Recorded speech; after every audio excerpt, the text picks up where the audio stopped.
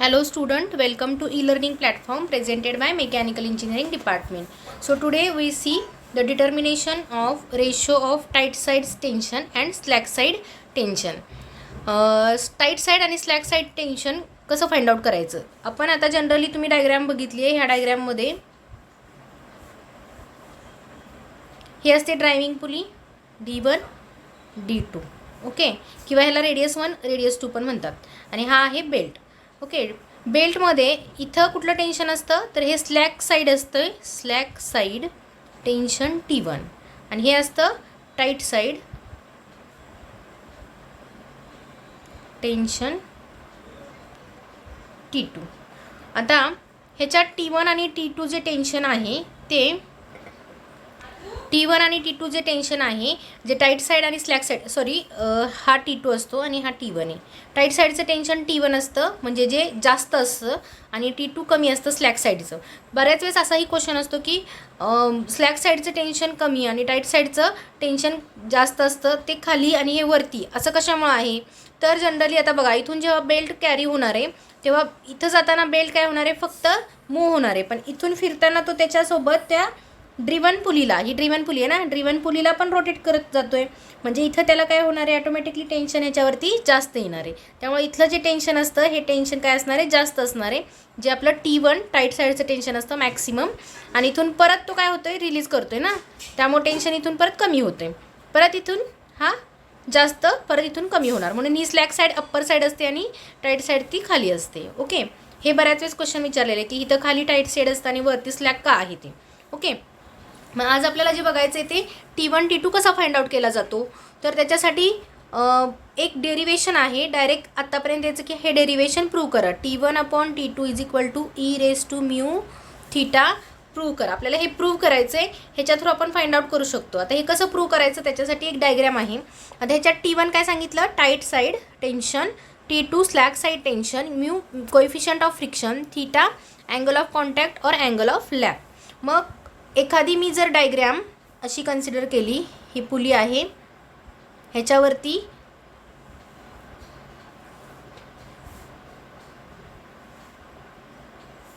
T1 T2 tension 1 tension 2 हा जर centre असेल त्याचा, तर इथं स्मॉल एखादा बेल्ट आपण पार्ट कन्सिडर केला, बेल्टचा स्मॉल इलेमेंट कन्सिडर केलं, तर ह्या स्मॉल इलेमेंटचं टेन्शन जर आपण बघितलं, हे जर T असेल, एका साईडला जर तुमचं T टेन्शन असेल, तर ह्या दुसऱ्या साईडला ॲटोमॅटिकली टेन्शन काय असणार आहे, जास्त असणार आहे. ओके, आता T2 लिहूया आपण, हा T1 करूया. ठीक आहे, आता इथं बघा, इथं जर टेन्शन T असेल तर इथं काय असणार आहे, T + डेल्टा T. आता हा डेल्टा T कुठून आला, कारण हे टाईट साईडचे ना, थोडं जास्त असणार, इकडचं टेन्शन जेवढं असणार आहे त्याच्यापेक्षा हे ह्याच्यात ऑटोमॅटिकली जास्त येणार. हा स्मॉल इलेमेंट बेल्टचा मी कन्सिडर केला.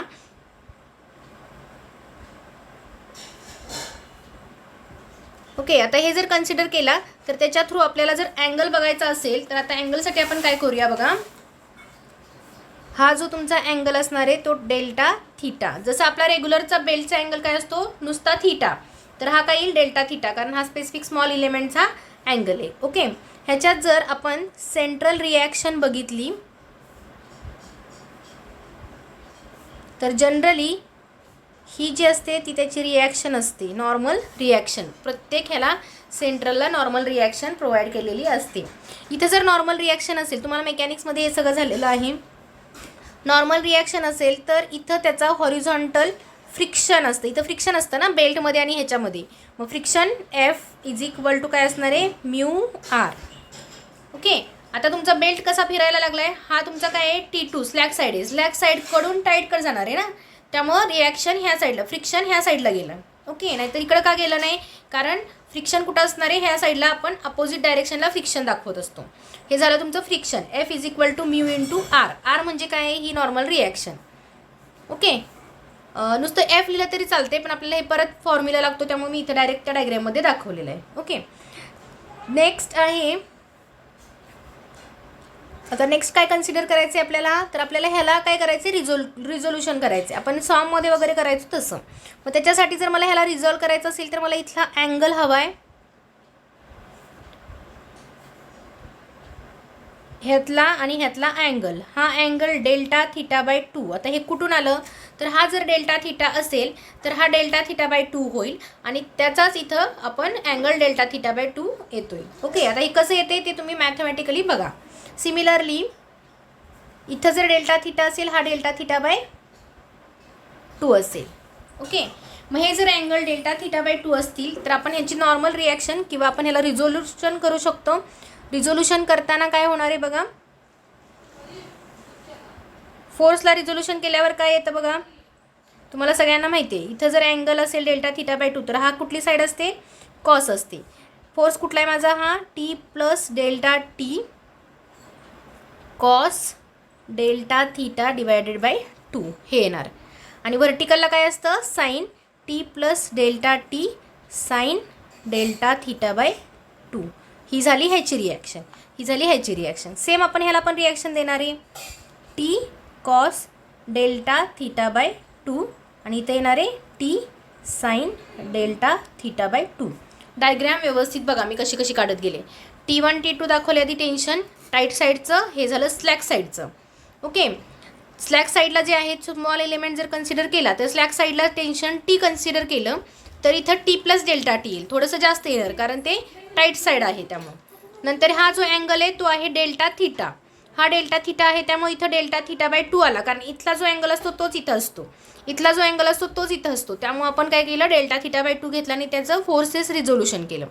आता हे रिझोल्यूशन किंवा ही जी डायग्रॅम आहे सगळ्यात आपल्याला इम्पॉर्टंट आहे, ह्याच्या थ्रूच आपण नेक्स्ट सॉल्व करत जाणार आहे. ओके, मग त्याच्यासाठी आपण काय करूया आता, now resolve the force horizontally resolve केलं आपण फोर्स. म्हणजे आपण काय करायचं, summation F X is equal to 0 जर रिझोल्यूशन केलं आपण तर काय मिळेल आपल्याला. हॉरिझॉन्टल कोणते कोणते फोर्सेस आहेत बघा, हा 1, हा 2 आणि हा 3, 3 फोर्सेस आपल्याकडे हॉरिझॉन्टल आहेत. सो फर्स्ट आहे T plus delta T cos delta theta by 2. Okay, अजून काय आहे माझ्याकडं, सेकंड आहे, हा झाला तुमचा प्लस, हा झाला लेफ्ट साईडला मायनस एफ, हा एफ घेतला मी आणि minus T cos delta theta by 2. हे फोर्सेस माझ्याकडे अवेलेबल आहेत. मग एफ एका साईडला घेते मी, एफ इज इक्वल टू काय येईल, हा इकडं घेतला तर T plus delta T cos delta theta by 2. हा एफ इकडे घेतला आणि हे इकडे घेतलं मी, इक्वल टू हा 0 होता, डेल्टा थीटा बाय 2 हे मायनस, हा असंच राहणार T cos delta theta by 2. Okay, हे बघा कसं केलं मी resolution, F is equal to घेतलं. परत मी हे जर सॉल्व केलं तर हा इथं आत गेला T cos delta theta by 2 plus delta T cos delta theta by 2 minus T cos delta theta by 2. T cos delta theta by 2 delta theta by 2 cross cancel झालं. आता राहिलं काय आपल्याकडं फक्त मग delta theta by 2 into delta T, एवढंच आपल्याकडं remaining आहे. Okay, cos delta T cos delta theta by 2 एवढंच आपल्याकडं राहिलेलं आहे. मग आता इथं डेल्टा थीटा बाय 2 हा अँगल किती असतो, तर साधारण हा खूप कमी म्हणजे very small, delta theta by 2 is very small, खूप कमी असतो. व्हेरी स्मॉल म्हणजे किती असू शकतो, कमीत कमी 0 जर आपण कन्सिडर केलं तर ह्याला मी 0 केला तर कॉस 0 इज इक्वल टू काय असतो 1. म्हणून मी cos delta theta by 2 is too small so is equal to 0. So 1 cos 1 येणार. म्हणजे डेल्टा थीटा बाय 2ची व्हॅल्यू जर मी 0 घेतली कमीत कमी तर त्याचा आन्सर किती येईल 1. म्हणून मी ह्या टोटलला जर 1 घेतलं तर माझं एफ इज इक्वल टू काय येते आपल्याकडं, F is equal to delta T. Okay, पण आता आपल्याकडे एफ म्हणजे काय आहे तर ह्या डायग्रॅममध्ये आपण बघितलं एफ इज इक्वल टू काय आपल्याकडं म्यू इंटू आर एन. मी जर हे पुट केलं आणि ह्या डेरिवेशन सॉल्व केलं तर R N is equal to delta T by mu. This is my first equation 1 with the solving horizontal forces solve केले आणि मला हे इक्वेशन मिळालं. Now solve vertical forces. आता व्हर्टिकल सॉल्व करूया. व्हर्टिकलमध्ये काय काय आहे आपल्याकडे बघा, व्हर्टिकली जर सॉल्व केले तर हा माझा व्हर्टिकल फर्स्ट फोर्स आहे, हा डाऊनवर्डला चालला आहे म्हणून minus T plus delta T sine delta theta by 2. Okay. Upward डायरेक्शनला एक आहे फोर्स आर एन, परत डाऊनवर्ड डायरेक्शनला आहे T sine delta theta by 2 is equal to 0. मग अशी सगळे कॉस होते, आता सगळे कुठले येणार आहेत, साईन येणार आहेत. ओके. सो आता sine delta theta by 2 is very small जर कन्सिडर केला तर आपण 0 काय कन्सिडर करणार नाही, पण हा साईन आपण डायरेक्ट निग्लेक्ट करू शकतो कारण हा खूप कमी अँगल आहे, आपण खूप छोटा अँगल घेतला आहे ना त्यातला, त्यामुळं मग delta theta by 2 sine delta theta by 2च्या ऐवजी आपण डायरेक्ट डेल्टा थीटा बाय 2 करूया. सो साईन निग्लेक्टिंग साईन जर निग्लेक्ट केला तर काय राहिलं, हे सगळे आपण एका साईडला घेऊया, आर एन फक्त एका साईडला ठेवूया. R N is equal to reaction, normal reaction म्हणूया त्याला, ही जर इथंच ठेवली आणि हे सगळं तिकडं नेलं तर काय होईल, T sine delta theta by 2 plus T plus delta T sine delta theta by 2. आता साईन काढून टाकूया त्याची. साईन का काढायला लागलो आपण, because it is very small so it will be neglect. T plus delta T, इथं डेल्टा थीटा बाय 2 आहे असं राहणार, इथं डेल्टा थीटा बाय 2 आहे असं राहणार. ओके. आता हे परत आपण रिझॉल्व केलं व्यवस्थित तर काय येते बघा, T delta theta by 2 plus हे टी डेल्टा थीटा बाय 2, हे टीनं इथं मल्टिप्लाय केलं आणि इथं मल्टिप्लाय केलं तर plus delta T delta theta divide by 2.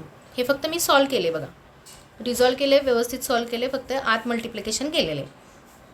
आता इथं delta T delta theta divide by 2 हे खूप छोटं आहे त्यामुळे हे पूर्ण निग्लेक्टच करतो आहे आपण, निग्लेक्ट केलं कारण लहान आहे म्हणून. मग आता हे राहिलं फक्त एवढं, हे सेम टर्म आहे बरोबर.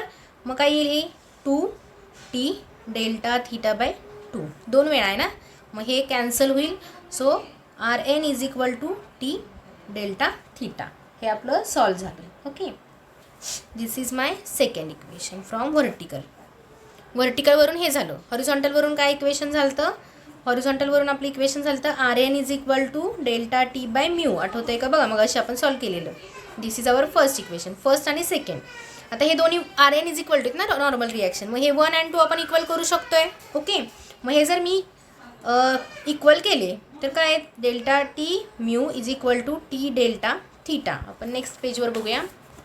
हे जर आपण इक्वल केले T delta theta delta T upon mu, हे आर एनचे 1 आणि 2 इक्वेशन आहेत. मग टी एका साईडला आणि हे एका साईडला घेऊया. ओके. म्यू डेल्टा थीटा, हे टी खाली आलं, डेल्टा टी अपॉन टी. ह्याला आपण जर इंटिग्रेट केलं, ओके, सो इंटिग्रेट केलं तर आपण हा फक्त इकडे करते मी, delta T upon T mu delta theta, आपल्याला टी ह्या साईडला घेते म्हणून. ह्याला जर इंटिग्रेट केलं आपण, integration T1 upon T2 and theta 0 to theta. जर आपण असं कन्सिडर केलं आणि ह्याला इंटिग्रेट केलं तर ह्याचा आन्सर येतं log ई टी, बरोबर ना. 1 अपॉन टीचं इंटिग्रेशन काय असतं, log of T. Okay. 1 upon टीचं इंटिग्रेशन ln म्हणतो आपण इथं, ln ऑफ टी किंवा log ई ऑफ टी, आणि इथं असणारे T1 T2 is equal to, इथं काय येणार, म्यू काय आहे तुमचा कॉन्स्टंट, ह्याच्यात येणार थीटा आणि इथे येणार थीटा टू 0. हे असं इंटिग्रेशन असतं. इंटिग्रेशन बघा तुम्हाला माहिती आहे का, त्याच्यानुसार हे सॉल्व केलं तर आता याचा आन्सर येतं असं, log of E T1 upon T2 हे असं असतं, is equal to mu theta, हे असा फायनल येते. ओके. हा थीटा काय डायरेक्ट 0 येणार, थीटा मायनस 0 येणार. ओके. मग हे जर तुम्ही लॉग जो आहे तो जर लॉग काढला आपण, लॉग ई, तर तो इकडं जातो आणि त्याचं असं डेरिवेशन होतं, T1 upon T2 is equal to e raise to mu theta, जे मी सुरुवातीला सांगितलं होतं आपल्याला प्रूव्ह करायचं आहे. आणि ह्याच्यावरून तुम्ही, तुमच्याकडे जर थीटा असेल, कोएफिशियंट ऑफ फ्रिक्शन असेल तर तुम्ही T1 आणि T2 फाइंड आउट करू शकता. सो आपण फाइंड आउट करण्यासाठी ह्या फॉर्म्युल्याचा यूज करत असतो. Okay. So this is the equation for find out और determination of tight side and slack side tensions. Okay. आता नेक्स्ट जे आहेत ते फक्त मी डायरेक्ट फॉर्म्युले सांगते, त्याचे डेरिवेशन तुम्हाला नाही आहेत, फक्त फॉर्म्युले आहेत. ते फॉर्म्युले कसे येतात आणि काय आहेत ते बघूया आपण. डेरिवेशन नाही आहेत त्यामुळे डायरेक्ट सांगते तुम्हाला. फर्स्ट आहे सेंट्रीफ्युगल टेन्शन. आता सेंट्रीफ्युगल टेन्शन, सेंट्रीफ्युगल म्हणजे काय असतं, सेंट्रल म्हणजे सेंटरला जे टेन्शन असणार आहे त्याला सेंट्रिफ्युगल टेन्शन म्हणायचं. आणि त्याचा फॉर्म्युला जो आहे तो फॉर्म्युला असा आहे, T C is equal to small M V square. Okay, T C is equal to small M V square. M काय आहे तर M is the mass of belt per unit length. Per unit length के जीला mass किती आहे बेल्टचं ते मास जर तुमच्याकडे असेल तर तुम्ही ते फाइंड आउट करू शकताय. सिमिलरली व्ही लिनियर व्हेलॉसिटी, आपली जी रेग्युलर व्हेलॉसिटी आहे ती जर तुमच्याकडे असेल तर तुम्ही टेन्शन फाइंड आउट करू शकता. ते झालं सेंट्रिफ्युगल टेन्शन. ओके, मग मॅक्सिमम टेन्शन जर फाइंड आउट करायचं असेल तर T1 कुठलं आहे तुमचं, टाईट साईडचं टेन्शन, प्लस तुम्ही सेंट्रिफ्युगल टेन्शन मिक्स केलं तर तुम्हाला टी मॅक्स मिळतो. मॅक्सिमम टेन्शन फाइंड आउट करायला होतात बऱ्याच वेळेस तुम्हाला विथ टेन्शन सेंट्रिफ्युगल. मग सेंट्रिफ्युगल टेन्शन जर तुमच्याकडे असेल तर तुम्ही असं फाइंड आउट करू शकता. सो आपला हा सेकंड फॉर्म्युला आहे, T max is equal to T1 plus T C, आणि टी सी म्हणजे एम व्ही स्क्वेअर. ओके, हा नेक्स्ट फॉर्म्युला जो आहे थर्ड फॉर्म्युला ते आहे initial tension.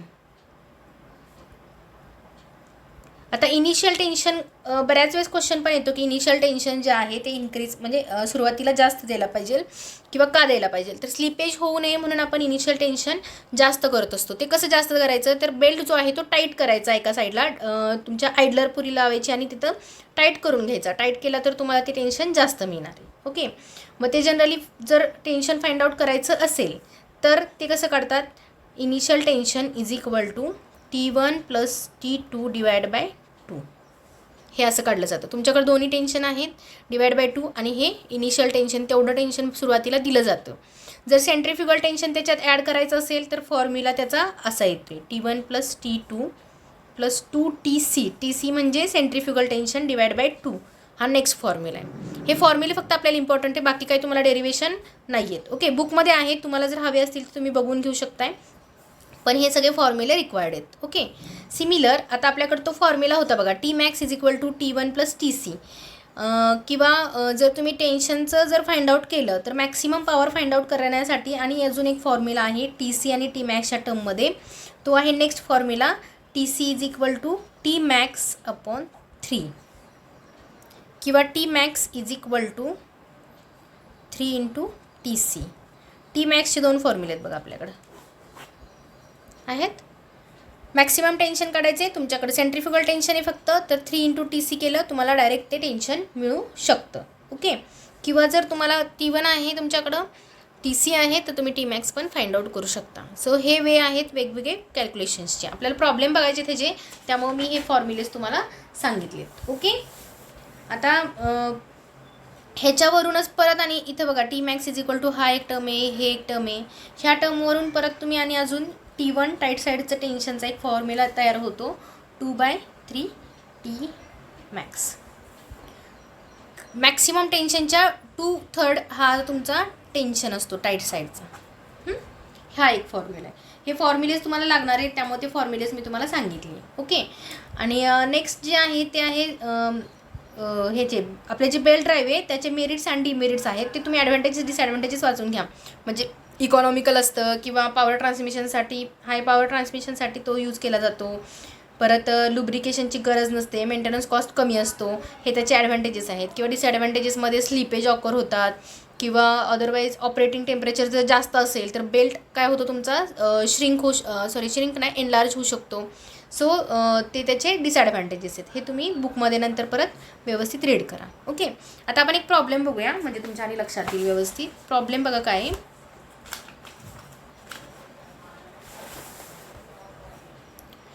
a flat belt is required to transmit 35 kilowatt from a pulley of 1.5 meter effective diameter running at a speed 300 rpm.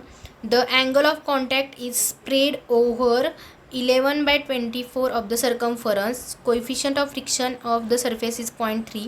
Determine the maximum tension in belt. T max तुम्हाला find out करायला लावलं आहे. So काय find out करायचं आपल्याला, maximum tension. Maximum tension आपल्याला find out करायचं आहे. मॅक्सिमम टेन्शन काय असतं आपलं, T1 जे असतं ते मॅक्स असतो.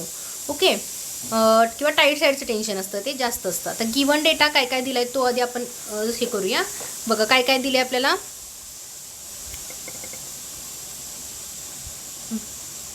पॉवर दिली आहे 35 kilowatt. Okay, pulley of 1.5 metre effective diameter D is equal to 1.5 metre. Then 300 RPM N. हे कशासाठी दिलेलं आहे तुम्हाला? व्हेलॉसिटी फाइंड आउट करण्यासाठी. ते बघूया आपण. The angle of contact is spread over the. आता angle of contact theta is equal to 11/24 of circumference. Circumference म्हणजे काय असतं? सर्कलचा परीघ. सर्कम्फरन्स म्हणजे परीघ. काय असतो तो? सर्कम्फरन्सचा परीघ 360 डिग्री. हे 360 डिग्री असतं ना, 360 डिग्री. मग हे जर मी फाइंड आउट केलं तर ह्याचा आन्सर काय येते बघा. 360 11 × 24 11 × 360 डिवायडेड बाय 24 165 डिग्री झाला. आपल्याला रेडियन लागतो अँगल. मग 165 इंटू कसं रेडियन करायचं असतं? π/180 मल्टिप्लाय करायचं असतं. Into shift pi divide by 180 केलं तर 2.87979. शक्यतो 4 डिजिट घ्यायचे. थीटा इज इक्वल टू रेडियनमध्ये हा थीटा काढला. ओके, हा झाला आपला गिवन डेटा. अजून काय दिले पुढं? Mu coefficient of friction 0.3. हे गिवन डेटा दिला आहे. आता आपण सॉल्व करूया. तर सॉल्व करण्यासाठी आपल्याकडे फॉर्म्युले कुठले कुठले आहेत? तर फर्स्ट फॉर्म्युला जो आहे आपला T1/T2 is equal to e⁻μ theta. हा आपला फर्स्ट फॉर्म्युला आहे.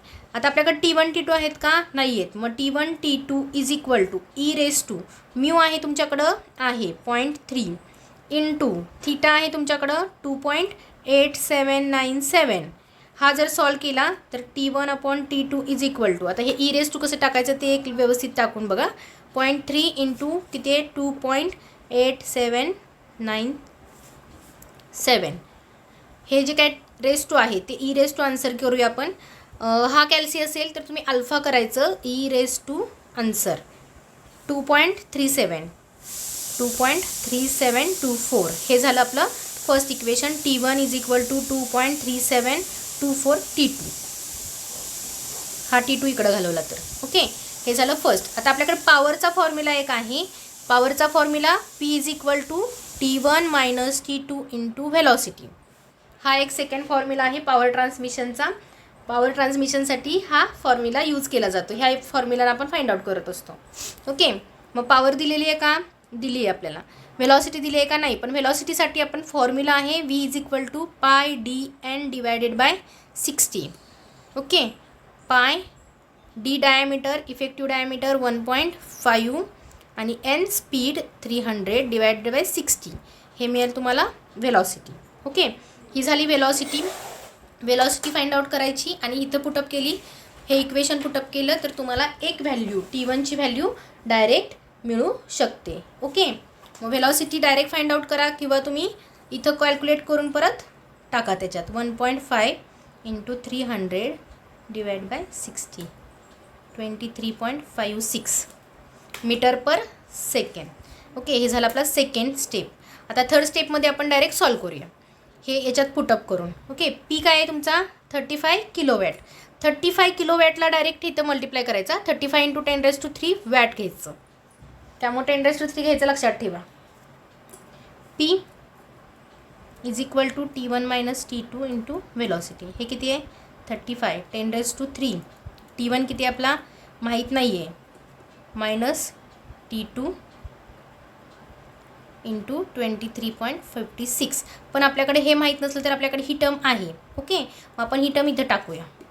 35 इंटू 10⁻³ ही व्हॅल्यू कशाची आपल्याकडे? T1ची 2.3724 T2 - T2 आणि हे 23.56. हे जर सॉल्व केलं, हे आत मल्टिप्लाय करा किंवा अदरवाईज T2 बाहेर काढा आणि मग मल्टिप्लाय करा. कसंही करा. कॅल्क्युलेशन केल्यावर हा इथं मल्टिप्लाय, हा इकडे गेल्यावर काय होणार आहे? डिवाइड. मग हा डिवाइड करूया आणि डायरेक्ट तुम्ही आन्सर काढू शकताय. Okay, 35 into 10⁻³ divided by 23.56. ह्याचा आन्सर येते 1485.56 इक्वल टू हे काय येणार आहे? 2.3मधून 1 गेला म्हणजे काय येणार आहे? 1.3724 T2. मग हा इकडे परत मल्टिप्लाय केला तर तुम्हाला T2ची व्हॅल्यू मिळेल. डिवायडेड बाय 1.3724 हा झाला T2. 1082.46. आपल्याला T2 विचारलं आहे का? नाही. मॅक्सिमम टेन्शन विचारलं. हे स्लॅक साईडचं आहे ना. मग इथं आपण हा T2ची व्हॅल्यू जर इथं मी पुटअप केली 2.3724 इंटू 1082.46 केलं तर इथं मला डायरेक्ट आन्सर मिळेल 2.3724. So my answer is 2568.02 Newton. हा झाला तुमचा टेन्शन 1. टेन्शन कशात असतं? न्यूटनमध्ये. T2 मिळाला, T2 वरून मी T1 फाइंड आउट करू शकते. सो ह्या वेनं सगळे प्रॉब्लेम सॉल्व करायला लागतात. हा एक मी तुम्हाला सांगितलं आहे. सिमिलर तुम्ही बाकीचे प्रॉब्लेम बघू शकता. ओके. सिमिलर आता एक छोटासा प्रॉब्लेम आहे जे मी तुम्हाला सुरुवातीला म्हटलेलं बघा, थीटाचा फॉर्म्युला माहिती पाहिजे किंवा लेंथ ऑफ हे पाहिजे, तर तो डायरेक्ट मी तुम्हाला इथं सॉल्व केलेला दाखवते. एक छोटासा प्रॉब्लेम आहे तो. आणि ह्याचं पर्सेंटेज ऑफ स्लीपचा एक प्रॉब्लेम आपण बघूया, म्हणजे तुमचे हे प्रॉब्लेम्स पण कंप्लीट होतील. बाकीचे जे आहेत ते तुम्ही तुमचं व्यवस्थित बघून घ्या. ओके. ह्याच्यातले प्रॉब्लेम्स जर तुम्हाला समजले नाही तर तुम्ही मला परत विचारू शकताय. हां, इथं आता बघा साधं सिम्पल दिलं आहे. The shaft with the centre distance between them as 4 metre. शाफ्टमधलं सेंटर डिस्टन्स 4 मीटर आहे. Okay. 2 pulleys with radius 250. 2 pulley आहेत. एका पुलीची रेडियस 250 mm आहे, दुसऱ्याची 350 आहे. Find the length of belt. Open बेल्टसाठी आणि क्रॉस बेल्टसाठी. ओपन बेल्टसाठी फॉर्म्युला काय असतो? L इज इक्वल टू पाय R1 + R2 + R1 - R2चा square divide by x + 2x. आणि हे सगळं आपल्याकडे गिवन आहे. x म्हणजे काय तर डिस्टन्स 4 मीटर. R1 म्हणजे काय? रेडियस. ही मध्ये दिली, ह्याला मीटरमध्ये करायचं आधी. ह्याला 10⁻³ ने मल्टिप्लाय करायचं आणि मीटरमध्ये करायचं. हे पण मीटरमध्ये करायचं आणि ह्याच्यात पुटअप केले तुम्हाला डायरेक्ट काय मिळेल? ओपन बेल्ट ड्राईव्हचा लेंथ. ओके. आणि क्रॉस बेल्टसाठी सेम परत फॉर्म्युला. हा झाला क्रॉस बेल्ट ड्राईव्हचा लेंथ. क्रॉस बेल्ट ड्राईव्हला लेंथ जास्त असणार आहे आणि ह्याला लेंथ थोडी कमी असणार आहे. हे लेंथच्या आन्सरवरून तुम्हाला लक्षात येईल. ओके. इथं पण एक प्रॉब्लेम विचारलेला आहे, सेम तोच प्रॉब्लेम आहे, फक्त इथं डायमीटर्स दिलेत. डायमीटरचं आपण आधी रेडियस घ्यायचं आणि मग फॉर्म्युल्यात पुटअप करायचं. एवढंच फक्त चेंजेस आहे. तुम्ही हे प्रॉब्लेम्स बघून घ्या. ओके. बाकीचे जे प्रॉब्लेम्स आहेत मी तुम्हाला देताना सगळेच झेरॉक्स करून देते, तुम्ही फक्त बघा. ओके. देन स्लीप ऑफ बेल्टचा एक प्रॉब्लेम बघूया. तो पण एखाद्या वेळेस विचारू शकतात. आता तुम्हाला ऑनलाईनमध्ये ऑब्जेक्टिव्ह टाईपमध्ये तुम्हाला फॉर्म्युले विचारले तर इथं बघा. A shaft runs 80 RPM and drives another shaft at 150 RPM. Belt drive 2 RPM दिलेत, म्हणजे N1 आणि N2. ह्यातला N2 कुठला आणि N1 कुठला हे तुमच्या लक्षात यायला पाहिजे. ओके. N1 80 RPM असणार आहे आणि ड्राईव्स 150 RPM आहे. The diameter of the driving pulley is. Diameter किती आहे ड्रायव्हिंग पुलीचा? 600 mm ड्रायव्हिंगचा. ओके. ड्रिवनचा फाइंड आउट करायचा. मग ड्रिवनचा कसा फाइंड आउट करणार आपण? तर आपल्याकडे फॉर्म्युला आहे N2/N1 इज इक्वल टू, जर थिकनेस दिली असेल, taking the belt thickness 5 mm, 5 mm thickness म्हणजे इथं D1 + D2. रेग्युलर फॉर्म्युला आपला काय होता? N2/N1 is equal to D1/D2. जेव्हा थिकनेस नसती, थिकनेस असेल तर फक्त +T करायचं. ह्याच्यावरून तुम्ही फाइंड आउट करू शकताय D2 ड्रिवनचा डायमीटर. आणि सेकंड केस काय सांगितली आहे? 5 mm थिकनेस आहे पण स्लिप दिला आहे 4%. स्लिप जर दिला तर फॉर्म्युला काय असतो परत? N2/N1 is equal to D1 + T D2 + T. +T आहेच, इन ब्रॅकेट 1 - स्लिप/100 असतं बघा. S/100. स्लिप किती आहे? 4. मग डायरेक्ट 4 टाकायचं तिथं. 4%. 4 डायरेक्ट टाकलं, डिवाइड बाय 100 केलं तर तुम्हाला दुसरा D2 मिळेल. ओके. सो ह्या पद्धतीनं तुम्ही स्लिप जर दिलं असलं तर फाइंड आउट करू शकताय. बाकीचे प्रॉब्लेम्स जे आहेत ते तुम्ही बघून घ्या. Okay. So thank you student. I hope you understand. If any query then contact. आपला बेल्ट ड्राईव्ह कंप्लीट झाला आहे. नेक्स्ट लेक्चरमध्ये चेन ड्राईव्ह घेऊया. चेन ड्राईव्हमध्ये प्रॉब्लेम्स वगैरे काही नाही, फक्त थेरॉटिकल आहे आणि गिअरमध्ये पण ओन्ली थेरॉटिकल आहे. ओके. So thank you again.